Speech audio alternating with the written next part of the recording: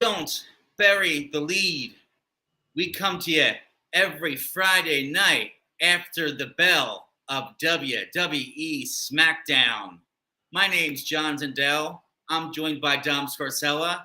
Dom, go ahead and tell the people a little bit about yourself. This was a fairly different SmackDown from the previous week as far as format and how they spaced it and what kind of content they gave us. So with that little tease there, John, don't bury the lead. What's our top story from tonight's SmackDown, July 14th, 2023? The main event of this SmackDown, we had a championship match for the women's championship. Asuka versus Bianca Belair, which ended in a huge schmozz and was more or less pushing along storylines here. Dom, what did you think of this match? I had the same impression that you did, that it looks like they're just pushing along a storyline here. And now I got a question. Well, what's the storyline? Are we going to have a fatal four-way at SummerSlam between Asuka, Bianca Belair, Charlotte Flair, and Io Sky? Or Bailey? What's going to happen here? It was one thing last week to feature all five of these women and say, like, okay, here's the cream of the crop. These are the best we've got right now that we're elevating on SmackDown for this WWE Women's Championship. Right. Not to be confused with the Women's World Championship held by Rhea Ripley. But then this week, it's the five of them all together. Yes, there's a match involved this time, but it looks like exactly what you're saying. It looks like they're using a match to put over an angle, which I usually don't like, but you know, I'll give it one more week because I enjoy each of these five competitors. What do you say? Getting old already, or you know, do you feel like it's making progress? It's one of these things that's weird where I saw how much time they had and I saw what was happening and I thought, this is a lousy way to end SmackDown. But the match, they did as much as they could in the time allotted. Asuka and Belair have fantastic chemistry. They've only wrestled good matches against each other. And I actually was moderately entertained with the main event, more so because I was a little disappointed with, I'm like, okay, this is going to be a big mess. This isn't just going to be a match. But I'd have to say, you know, what did you like then? Well, that's a good lead in there. You had this feeling that you were going to be disappointed, but then it wasn't. Why? I think the actual wrestling that we got on TV, in spite of all the commercials and all the entrances, which maybe we can dig into that a little bit later. But, you know, I think that aside from that, the actual wrestling from the wrestlers in the ring was good. I didn't see a lot of Irish whips, which I love. I saw some holds and some quick action by Asuka that were really good. And these two, they have really good chemistry and they match up well. So, you know, for me, they made having a lot of time. And even the finish here where Charlotte comes in and there's the distraction and then there's disqualification. And it looks like Io Sky is going to cash the Money in the Bank in. And when both the competitors were down and you had basically Io Sky in the ring with Asuka being drug in, you're like, there's a chance that she can cash in here. So they did do a pretty good job teasing that. And then they did a good job getting out of the segment with the mist in the face. Yep. So how about the timing of these things? Because like you're saying, the only thing about doing these things with a schmozz at the end is you've got a hard out. That's our new phrase that I've been saying a lot. But like, you know, you're going off the air at 9:58 and 30 seconds or whatever it is on the East Coast. So you've got to get everything in. You know, so you're kind of almost subtracting, like, okay, this is what has to happen at 9:57. So that means at 9:56 we have to be here. That means at 9:55 we have to be here. So this match eventually goes to the outside, and it happens innocently enough at first. You know, Asuka misses a kick on the apron, as Bianca ducks. Then Bianca picks Asuka up in the kiss of death and does it on the announce table, which frankly should hurt a lot less than being dropped all the way to the floor. Because you're almost being just like placed on the announce table almost fairly gently.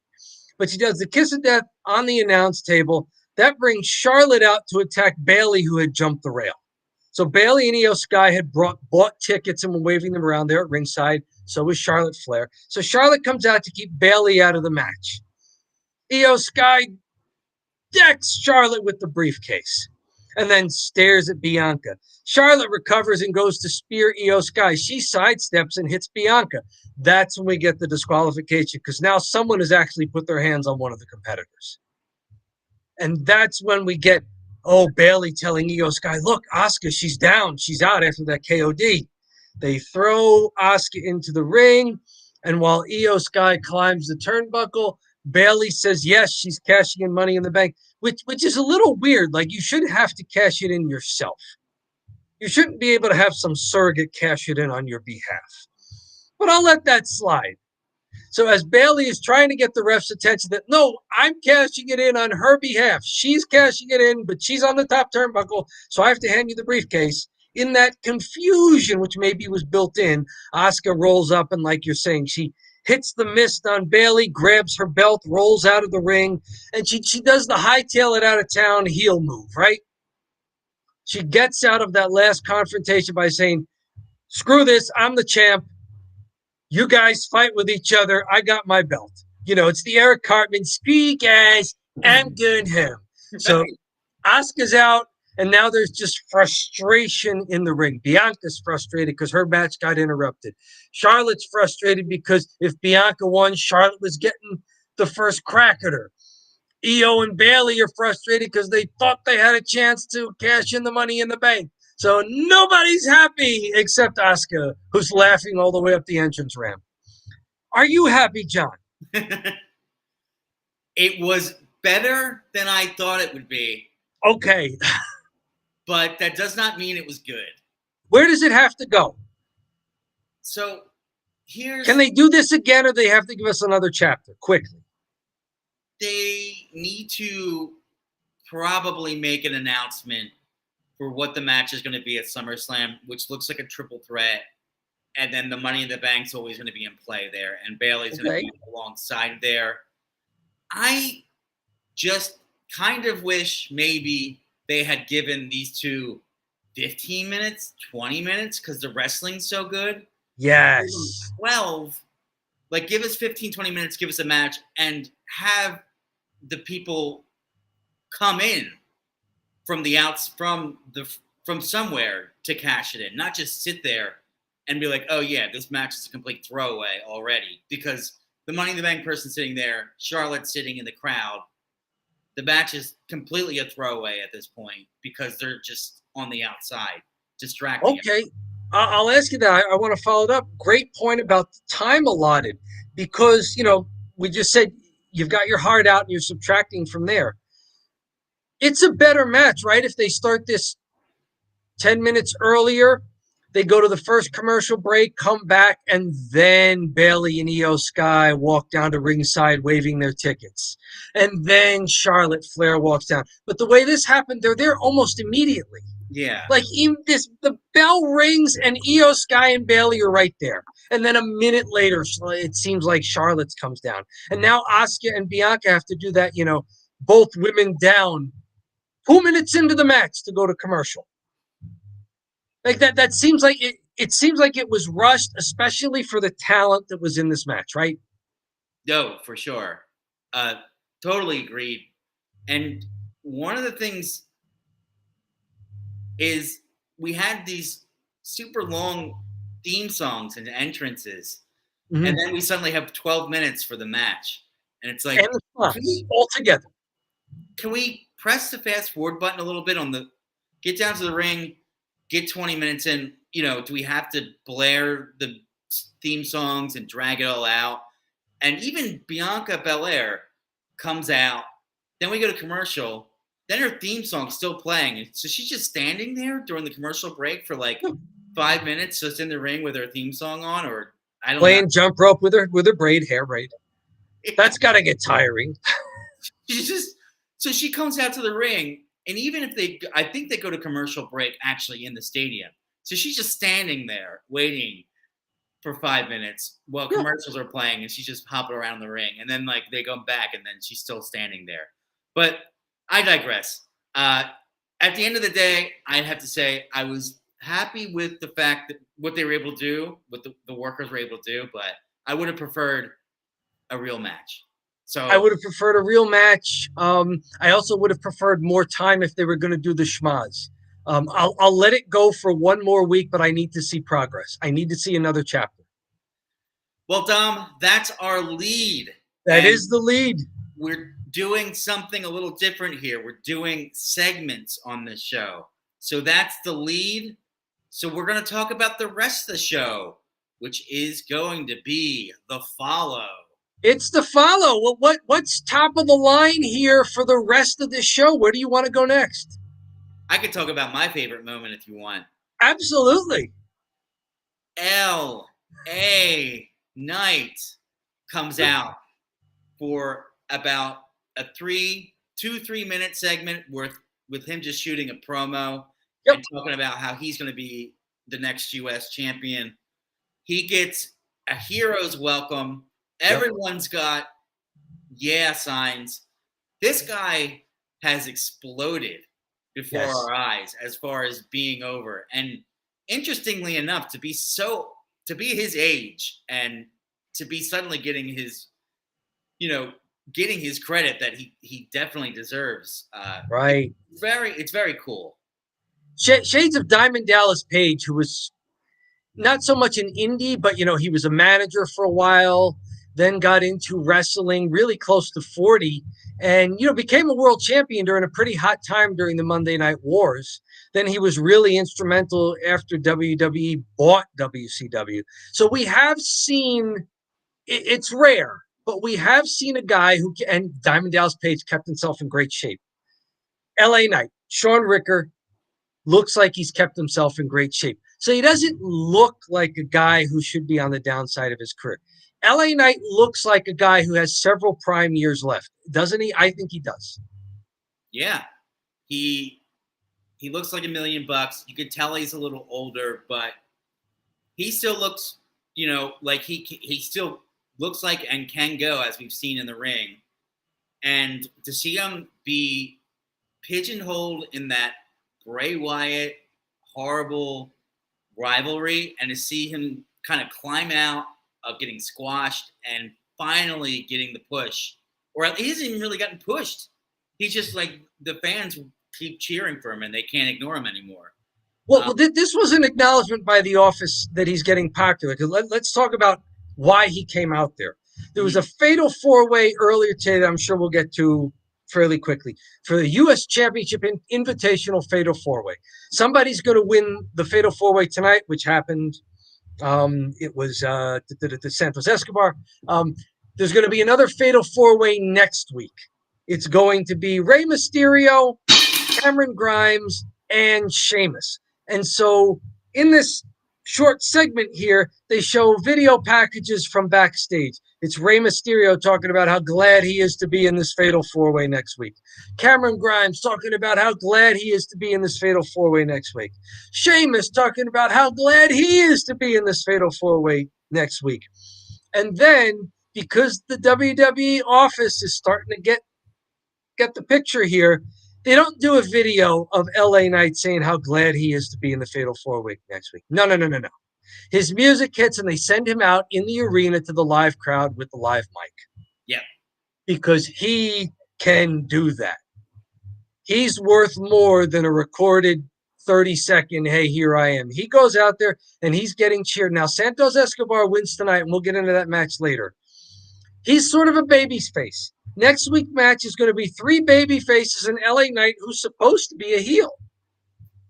How much you want to bet that LA Knight gets more cheers than the 3 baby faces combined next week? And if somebody's squaring off with LA Knight, that crowd pops for LA Knight and almost boos for Sheamus or Grimes or even maybe Rey Mysterio. Yeah, it's going to happen. Oh, no one's going to take that bet, right? Rey Mysterio, yeah, maybe even Rey Mysterio, which would be Maybe wild. even Ray. Yeah, with the people that are in there, for sure, I think he outshines Sheamus and Escobar, but we'll have Cameron Grimes is new. Rey Mysterio and Sheamus are old veterans that everybody knows. But he almost has to win this, right? That you can't have two vanilla baby faces in your finals of this thing, right? Santos Escobar versus either Sheamus, Grimes, or Mysterio. I mean, there may be a little interest in the two LWO guys going, but I mean, you can't have a match with just two vanilla baby faces, can you? It has to be LA Knight. Is this his chance? Are they setting this up to be LA Knight's chance? Or are they setting us up for disappointment?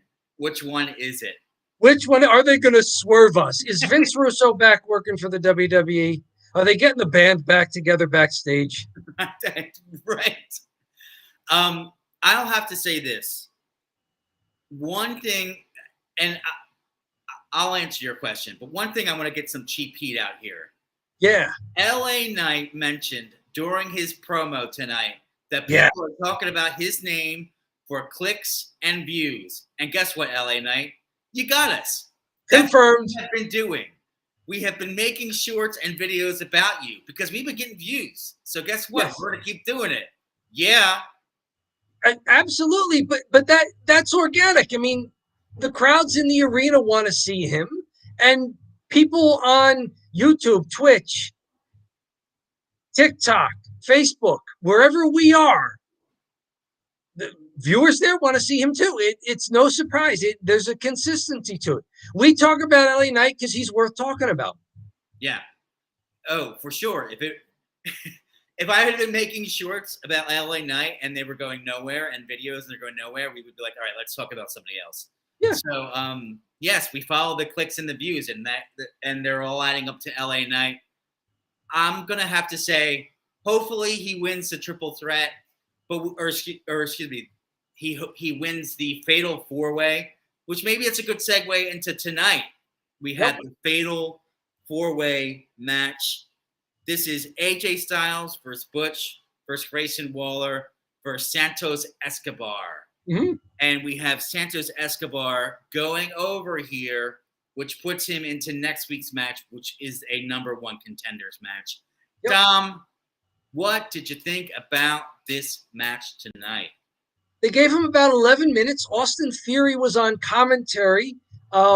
He was interesting for a minute or two. It got old because he's just kind of half-heartedly fighting with Michael Cole. In the ring, the star of this match for me, in many ways, was Grayson Waller. This is the second time I've seen him wrestle. He's got some ability. I like him. He had a couple of real high spots today. He goes, let's see here. He goes for a double pin on Butch and AJ earlier. They were locked in a backslide attempt, trying to fight each other for it. So Waller came in, upended both of them, and had each of their shoulders down for a 3 count. That was a neat little move. Another time, Santos Escobar was tied up kind of in the top turnbuckle, but had a head scissors on AJ Styles. Waller leapfrogs AJ and lands onto Santos Escobar, which in turn also hurts AJ, who was in the head scissors. Big athletic move there. I mean, we were just talking about LA Knight and how he looks at 40. LA Knight looks like he's in better shape than Grayson Waller, but Grayson Waller can move in that ring. He gets the psychology. I like what I saw from him in this match. In the end, it's more of a veteran who gets the win here, because maybe they don't want Grayson Waller versus someone who maybe or may not be LA Knight in the finals of this thing just yet. But yeah. I thought Grayson looked great. They teased another angle here, which was Karrion Kross versus AJ Styles. AJ looks like he's going to win this match. He looks like he's setting up Bush for a Styles clash. And they show on the big screen that Karrion Kross is wrecking the OC in the backstage area. That distracts AJ. AJ leaves the ring, and that leads to the final sequence where, Waller hits the rolling stunner on Butch. But as he rolls clear of Butch, Santos hits a top turn splash on Waller. Butch can't make the break up there because Butch is out from the stunner. Santos gets the win. Timing looked like it could have been a little better on that final Yeah, sequence. yeah, I mean, yeah. it looked like Waller had to lay there for a beat or two too long. This wasn't. Waller, that the end was all a little jacked up because It was Waller, a little. there's the This was not. stunner. When we think of these kind of finishes, we think of Ricochet hitting a splash, bouncing off Jimmy Uso, and Jey Uso already being in the air Yeah, and landing perfectly on Ricochet for that kind of a finish. Santos and Waller here the timing wasn't there. What do you think about what you saw in this match? Because it's chaotic, but high spots, people who impressed you, people who did not impress you, did the right guy go over? I wrote video game match Video game match. because it was just moves. There It- wasn't much going on, but they were doing crazy moves, and the moves were pretty cool. Grayson Waller, like you said, that was a really interesting one. They had the big corner spot, which they always line up all the guys, and they do some sort of pile up, and I believe it was a sunset flip triple power bomb, yes. what Cole called it. And I have to say, the crowd pop for that was a pretty cool one. So, spot fest video game match, but got the job done. I do like Santos Escobar uh, getting the win here because he's been pretty good. And one thing I have to say, Butch just doesn't get a lot of time on TV, but when he does, he always impresses. And I would Okay. like to see more of Butch.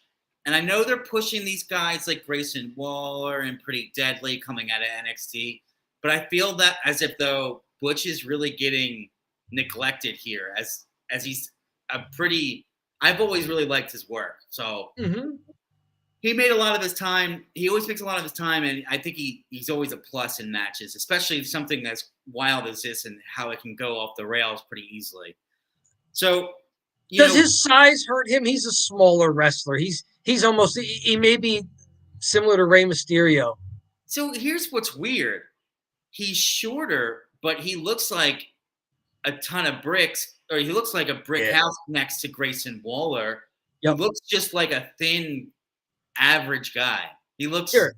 and Butch, even though he's shorter, he looks a lot more athletic than Grayson Waller per se. Okay. For people.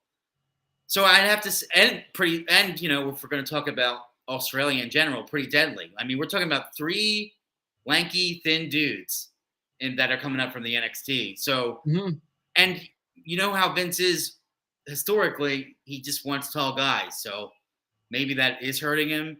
And maybe it's because he's been with WWE for a while and they're not seeing him as a big star. So he had a shot and they're going to give the other guy a shot. I don't know, but we could move on here because we still have plenty of show to talk about, Dom.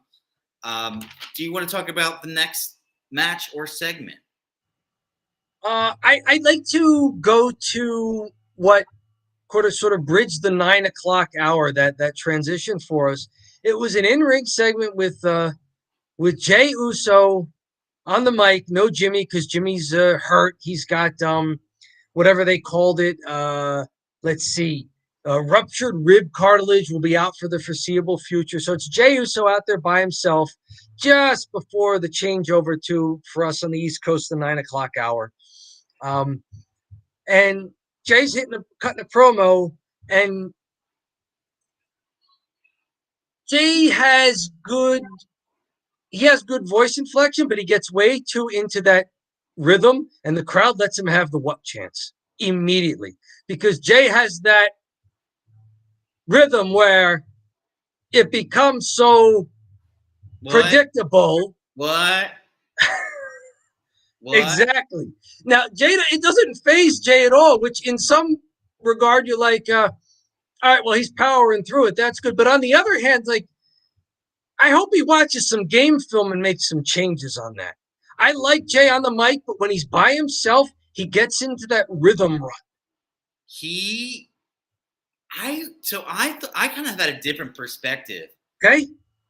I was wondering because the first line he said ended with what? If he was trying to get the crowd to say the whats and he was playing into it, rather than fighting it. So he'll say this, what? Then he'll say that, what? Then he says this, what? Like, I thought he was kind of instigating the what and then playing along with it. Because he was asking for it. He would stop and he'd say something and then the whole crowd would clap. So I think he's taking the what and utilizing it rather than having it kill his promo. That's a sneaky good idea if he's doing that, because then when he would deliver the punchline, it's not a joke, but like punchline, then that punchline has a totally different rhythm and the crowd gives him a cheer. So yeah, maybe he was slow playing the hand there, as we say in poker. And I only think that because I said, why did his opening line start with what? And then I was like, oh, maybe he knows the crowd loves to scream what for no reason. So he could say what, then they say what back, and then he could start to get them into it. I think that's what he did. I felt like they were going along with it. Like, you have to take what the crowd's giving you and use it, right? So if they're going to say what, then use it. And I think he was trying to use it. But interesting. So now that we've declared that Jey Uso is a real life Twitter troll, right. Let's just baiting the crowd into a what chant. And then the joke's on them. Paul Heyman and Solo Sikoa walk to the ring. And Paul says, Solo's here to enforce the peace. Jey, what happened to Jimmy is all your fault. And then Paul winds up giving the litany of all the people who will never forgive Jey. And then Solo demands the mic. And Paul Heyman gives it to him. And Solo says, what happens to Jimmy, that's all on you. But me, I'll never forgive you either. And then they have a nice brawl. Jey gets the better of it. Now he's all alone in the ring with Paul Heyman, and they don't like each other. Because while Paul might be, as Paul said today, Jimmy's favorite Juso. That was one of my notes. There was one of the notes like, oh my goodness. Every now and then they play that up that Paul Heyman is supposed to be overtly Jewish as his character. So they snuck that in there this time. Like, I was like, okay. Well, if he says it, it works. And he said Juso. And my wife Jewish, and she laughed at the line. So okay, there you go. So it gets a pass. It does. It gets a pass, right? And so now Jay's in the ring all alone with Paul Heyman. Solo recovers, hits him from behind. Solo goes for a spike. Jey with you're an amateur wrestler. Did you like this? Jey drops down, double leg takedown. Yeah. Right? Like, Solo got a little lazy with it. Jey wasn't beaten down enough. Jey double leg takedown. I like it. Good old-fashioned amateur wrestling move. They brawl again. Now, as Solo gets thrown on the outside, Paul Heyman sneaks into the ring with the chair. And here's where something I don't like happens. Jey Uso super kicks Paul Heyman. Paul Heyman winds up not selling this super kick even as much as Roman Reigns sold it. I wrote the same thing. I said, shouldn't Paul Heyman be dead? Oh my God. It says Heyman should be dead from super kick. So, there we go. We did not coordinate that or anything. This is just two people who've watched enough wrestling who realize when the roly-poly manager who can't take a bump at all gets super kicked, he should not be conscious, let alone getting back to his feet and, No, he should be dead. And he got up. He got up right away, and I was like, "What is he doing? There should be a stretcher. This is like a stretcher top moment. Oh my God, he got super kicked. It should be like he's done." Jimmy Uso gets a stretcher. Paul Heyman gets, a pat on the back, and let's walk away up the entrance ramp from Solo Sikoa. Right. Does this take the storyline anywhere for you? Or was this just, let's see our favorite guys in the ring and have a brawl? I think it just shows that, and something we know for a while, Jimmy Uso is ready. if he wins the title, I'm not mad. Jay is ready. Excuse me. Jay Uso is ready. Okay. If he wins the title, I'm not mad. So if he wins the title, we're not mad. Paul Heyman's trying to sow the seeds of division between Jimmy and Jay again.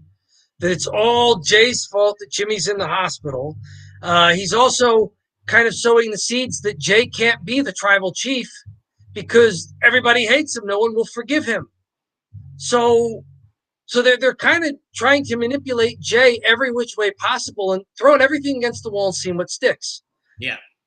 Again, I'll let it go for another week. Apparently, Roman Reigns is supposed to be on TV next week when the episode will air on FS1 because of the Women's World Cup. I will be ready for that.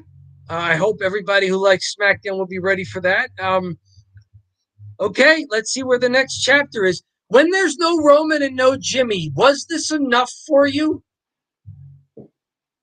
From my perspective, yeah, because you have Heyman. So Heyman can carry all the talking.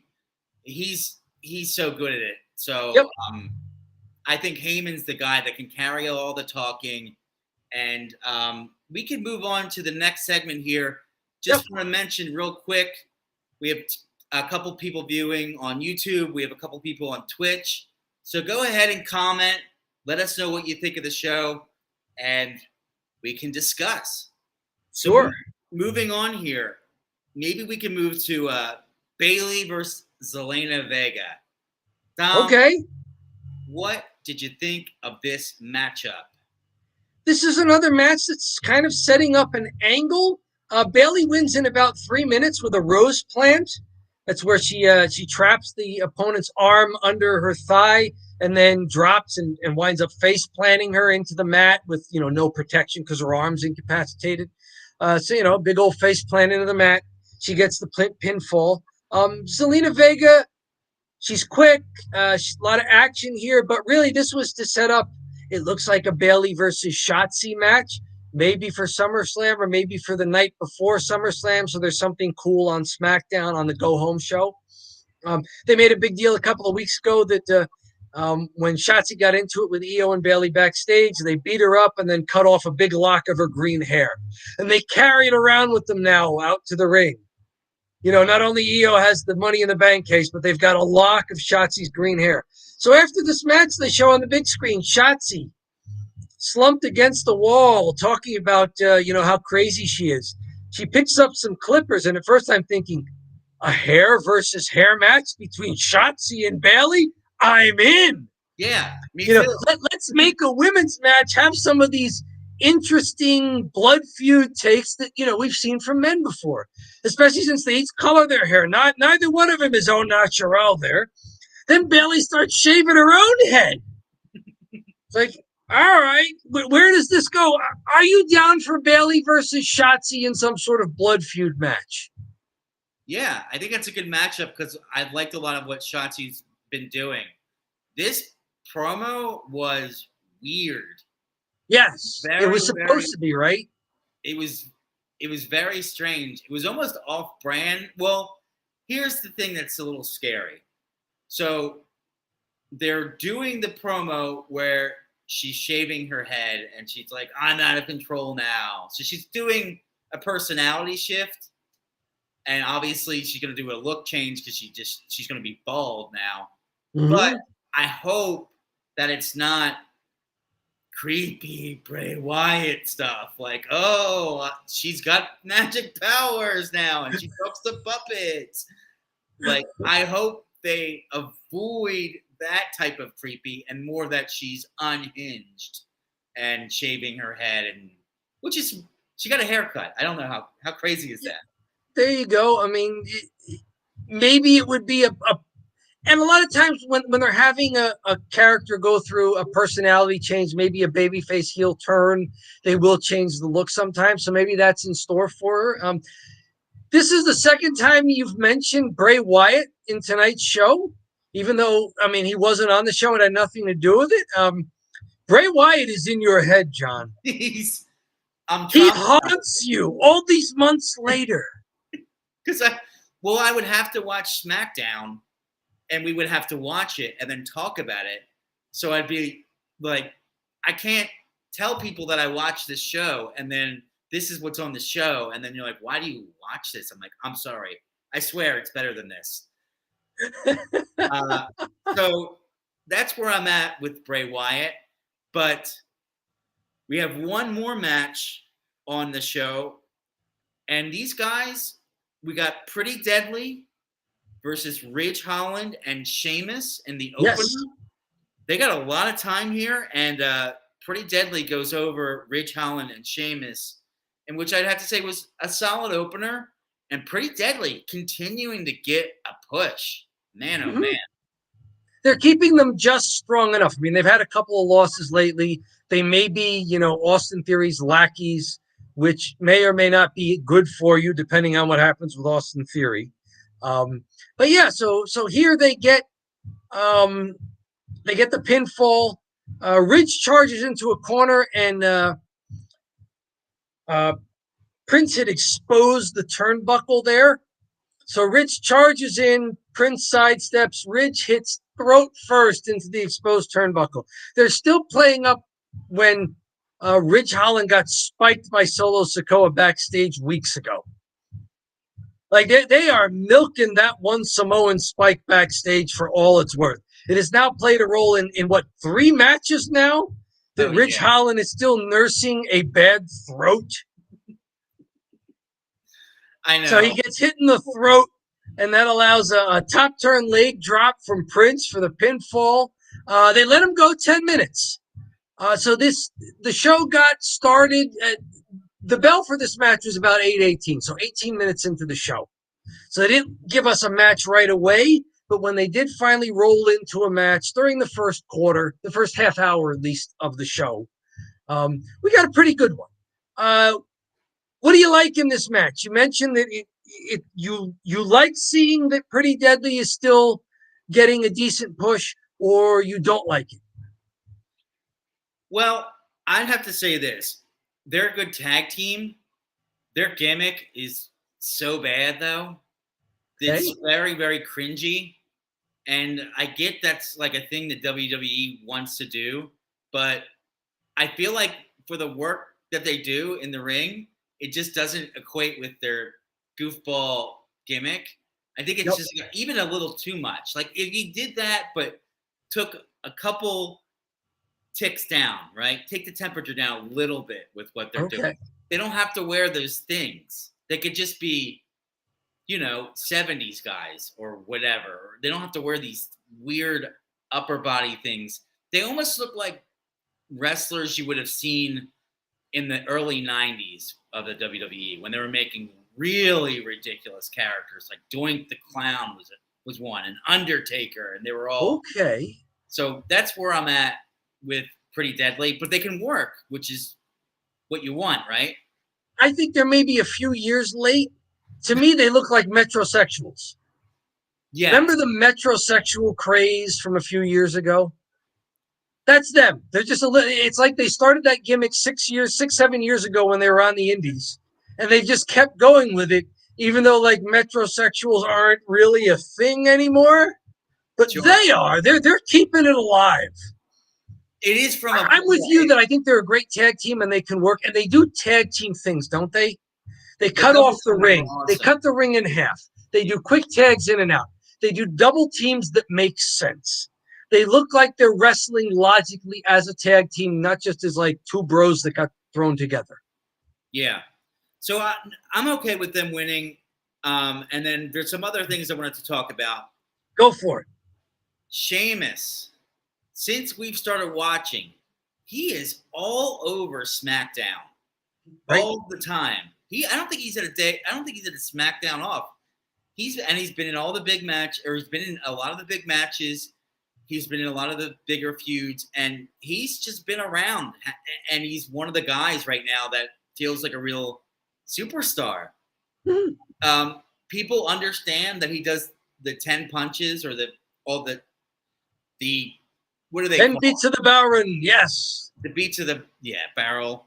So he does that specific move, and I just wanted to point out, man, we've been watching a lot of Sheamus since we started watching in September of 2022. So he's dependable, right? And he hasn't gotten a lot of wins, but his credibility is there, and he's not losing his credibility even though he loses matches. he never necessarily takes the pin. There's always somebody else to take the pin for some reason in all his matches. So he's not winning, but he's not losing. He's always in a triple threat or a tag match. Or if he is in a singles match, he's winning against a jobber or he's losing to a champion. So he's like right there in the middle. He's in the Fatal 4-Way next week. He probably will not be the guy pinned by perhaps LA Knight. Yeah. That's going to be maybe the new guy. What's his maybe name? Cameron Grimes takes it, or maybe Ray takes it just to make it have some more gravitas. Gravitas. I've said hard out and gravitas here tonight. Right. I'm getting my catchphrases in. Anything else from this the show here you wanted to mention? Maybe what we can do is move on to. I don't really have anything else, so we can move on to our next segment. Is it drive time? It is indeed drive time. It is drive time. It's the thumb drives. All right, we've recapped the show pretty well in about 40 minutes. John, what do you say overall here? Thumb up, thumb down? So if we're going to start with me, I'm going to give it a thumbs up. Okay.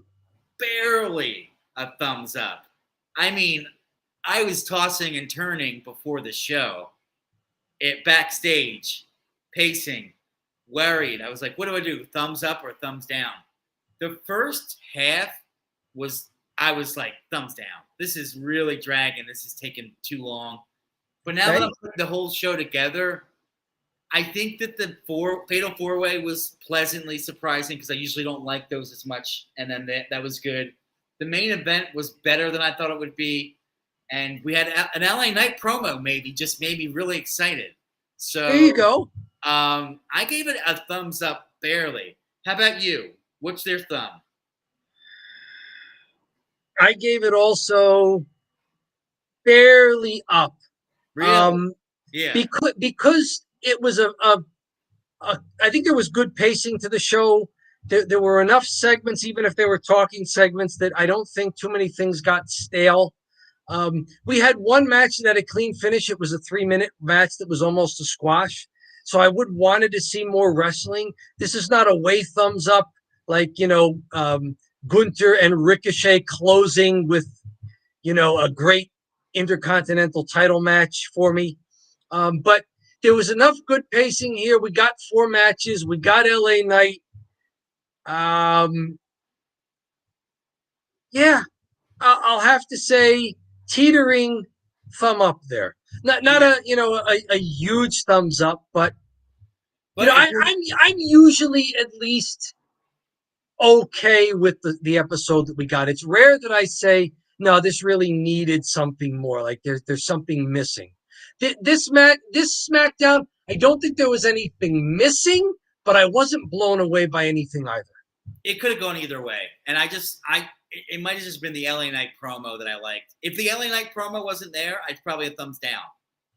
So LA Knight saved SmackDown. There you go. All right, so we got 2 thumbs up, and it's kind of like the Rotten Tomatoes thing, where you'll see a movie and you'll be like, wow, this is like 90%. But people just thought it was okay. I guess I'm going to say it was a B-. You know? Or so. You're watching this. Give us your thumb drive there. It's drive time. You tell us, thumbs up or thumb down. And is it a way thumb up or a way thumb down, or is it kind of close? You tell us what you thought of the show there. This is probably a fun, good segment. After we get through recapping what happened and what we thought were the biggest stories, just give it an overall real simple grade at the end. Yeah, so moving on here, we are moseying on down toward the finish line. So we're going to talk about a little cheap heat here. This is a segment where we essentially talk about trending topics so we can make shorts on YouTube and get more subscribers. Of course. And because, we only watch one show a week that we recap, but there's a lot more that happens in the pro wrestling world, especially in the upper echelon, even with WWE, AEW, some other major promotions. Way more happens during the week than what we can watch and recap as observers, as keen spectators there. So of everything else that may have happened during this week news wise, you got something for us? You mentioned LA Knight already, talking about people dropping his name. Hey, guilty. We did it. We're guilty as charged. He said he said in his promo that people are mentioning his name for clicks and views. And God damn it, we're doing that. Guilty. Guilty as charged. And we're talking a little bit more cheap here, Dom. You sent me some stuff. Do you want to talk about one of the articles that you sent me? Sure. I want to go lightning around for a little bit because I think there's another thing that we maybe can spend some more time on. Omos, the 7'3" giant. We've seen him on a few pay-per-views. He's usually a Raw wrestler. Big guy, seems like he has a lot of potential. Former basketball player, real athlete, so that maybe explains some of his agility in the ring for a guy that tall and that he's well put together. He doesn't look like he's a lumbering guy in the ring, even though he's supposed to be a big monster stalking. Article I have here from the Daily Mail, which is over in the UK. This was part of a series of articles they did when WWE was over there for Money in the Bank. He's apparently getting mentored a lot by The Undertaker. I did not know that, but hey, there's not many people better than The Undertaker to give you some advice on not only developing your character and wrestling in the WWE, but doing it as a big man. For sure. Like The Undertaker, if The Undertaker wants to talk to you and share some wisdom with you and some suggestions, man, go for it. And that's a vote of confidence for Omos, isn't it? When these legends are willing to put in time with the current guys on the roster. That's interesting. I didn't realize that Undertaker was helping out Omos, but it kind of makes sense if you think about the guys that are in NXT right now. You've got Shawn Michaels running the show. And Shawn Michaels, obviously, great worker. But how are you going to teach somebody like Omos, who's gigantic? He's probably just like, oh, just do the big man stuff. Yeah. And then he's trying to tell him what to do, and it just doesn't equate. So one of the best big men ever, The Undertaker, getting that training from him, got to be a big benefit. Yeah, could you imagine one of the smaller guys in NXT like just working with Omos over and over and come on, man, sunset flip, leapfrog. Right, all that nonsense. So interesting. I sent you another one. Nikki Cross. Nikki Cross graduates from the University of Edinburgh with a master's degree in history. Apparently her dissertation was on women's wrestling. Cheers for Nikki Cross. I like it. Yeah. Yeah, do your dissertation on women's wrestling too. Yeah, I like it. It's interesting that she would do that, but it sort of makes sense because it's what she knows best, and it's probably something where people are trying to find ways that they're interesting or unique. And she's like, I'm a pro wrestler in the WWE. Like, she must just blow people away with that. And then I wonder if it's easy to get your degree with WWE. And this isn't a shot at their workers, but there must be a significant amount of downtime when they're traveling. And like, they're always on the road in hotels and flying around. It's probably a good use of your time to get, if you're going to go for that degree, hey, you're working, but you're not working every night and you're staying in shape. But it's kind of like a lot of sitting around and waiting around to do something, right? So that's a great point, and it brings up something else I read. WWE announced its live event schedule, and they're basically doing 4-day weeks. They go Friday, Saturday, Sunday, Monday, SmackDown, house show, Raw, and that's their plan. So you've got Tuesday, Wednesday, Thursday, you're off. If you're only on one of the SmackDown or Raw brands, you probably have 4, maybe 5 days off. With online education being so easy, yeah, you've got time to really do something with those other hours in your week. So yeah, good for her. It's not just a bachelor's degree, master's degree for Nikki Cross. I like it. And one of the other lightning round one, Karrion Kross gave an interview, and I know we don't like active wrestlers breaking kayfabe too much, but Karrion Kross was very complimentary of AJ Styles, saying that his ring IQ is higher than anyone's he's seen. Maybe, amazing to work with, and that he and AJ seem to have an understanding. They can work stiff with each other and really look like they're punching. And then when I saw that little interruption in AJ's fatal 4-way match tonight, it leads me down the path that maybe there's more to Karrion Kross AJ Styles. If so, good. Yeah. I think they do have some chemistry. I want to see them both healthy, able to do more than 2 or 3 minutes with a gimmick involved. Like, I think it could be good for each of them. And it seems that Karrion Kross has taken the right attitude. He realizes what a big deal it is to get to work with AJ Styles. For sure. And Dom, I kind of jumped the gun on you here, but we're doing the Italian goodbye. Okay. This is the segment we have here where there's the Irish goodbye, which I would just disconnect and that would be it. But the Italian goodbye is where we start to say goodbye, but we kind of hang around for a little bit. Then we start talking again, and then we say goodbye, and then we start talking again. So we're the Italian goodbye here. I'll give you a choice here. You tell me. Do we want to talk maybe about AEW apparently sending a list of banned moves to all of their talent, including moves that need prior approval? Or do we want to talk about Seth Rollins saying that if Roman Reigns did what I do, we wouldn't need a secondary WWE title? No, either one of these juicy enough that you want to address here? Let's do the AEW banned moves, because I read about this today too. I'm pretty interested. Okay. I get that there are some moves that you don't want to do, but the fact that it gets leaked, that now you're telling your talent what all these things are, did AEW not have this oversight before? Some of the stuff. You tell me. You're more the guy who watches it. You're more familiar with their product. I'm minimally familiar with it. Some of the stuff is pretty simple. Like, if you're getting color, don't go into the crowd. So if you're bleeding all over the place, don't go in the crowd. Like, they need to make that rule. Somebody was like, bleeding. John Moxley. John Moxley. Moxley.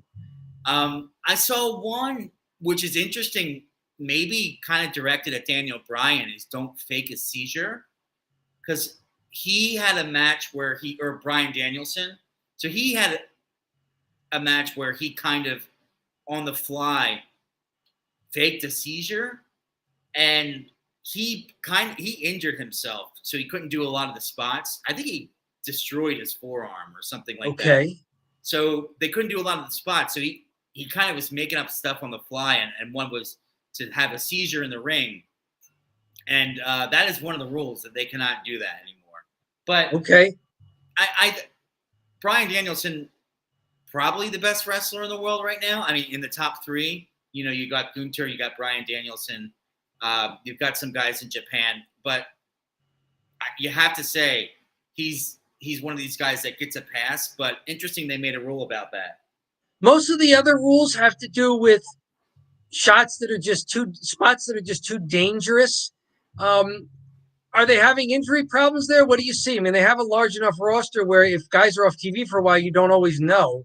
But things like no unprotected chair shots to the head, no shots to the back of the head, no buckle bombs, no blind moves backward into the turnbuckle, no, you just mentioned seizures, no fencing responses like unnatural positions of the arms as if you got a concussion. So they don't want to get too into maybe poor taste. But it also seems like they don't want guys to take risks that are just too unnecessary, and there's too much downside, not a lot of upside. Like, what's the upside to a chair shot to the head? I can't think of any at this in this climate of pro wrestling. There's no upside there, but there's a lot of downside, right? So are they just trying to clean up things that people should know already that maybe just kind of got de-emphasized enough that it crept its way into their programming. Do you see this kind of stuff on their programming? Is it noticeable to you? So some of the stuff they do have a tendency to kill themselves into the matches sometimes. So maybe they're trying to be a little bit safer. And then also it could be they are kind of like a little bit of the Wild Wild West, and that's kind of leaked out a little. Well, all their like backstage drama is kind of crazy. They've got some substance abuse issues, which is always kind of trails pro wrestling. Okay. You know, so you've got some stuff going on in the back that makes it kind of crazy. So maybe they're just trying to make some rules that are just kind of reasonable to follow, but they're just maybe they have like an HR person now that kind of handles the talent. All right, listen, don't bleed into the crowd. And Dom, just for some cheap heat here, can you name everything that's banned? Sure. Unprotected chair shots to the head, shots to the back of the head, buckle bombs, blind moves backwards into the turnbuckle, the unnatural positions like you're faking a concussion, faking a seizure, spitting, and then it's crowd stuff, bleeding in the crowd, taking drinks or food from guests in the crowd, physical contact with the crowd, weapons or projectiles in the crowd. So, like, don't mess around. Like, keep some of that fourth wall there. Don't do crowd stuff. There's also tons of stuff with special approval ahead of time, like bumps, even things that seem simple, like bumps on the ring apron or outside the ring. We see those all the time in WWE. It's how you know they're going to commercial. Yeah, so I'm right? surprised that's even on there. I don't know. Those are the needs approval, not banned. So, like, if you make a good case to one of the EVPs or Tony Khan, yeah, you can do something on the apron. But, table ladder, chair spots, if you get approval, spots on the barricades, if you get approval, pile driver and tombstone variations. I wonder if they've had enough guys mess up these maneuvers where they're going, hey, guys, we want only guys who know how to do this stuff to do them.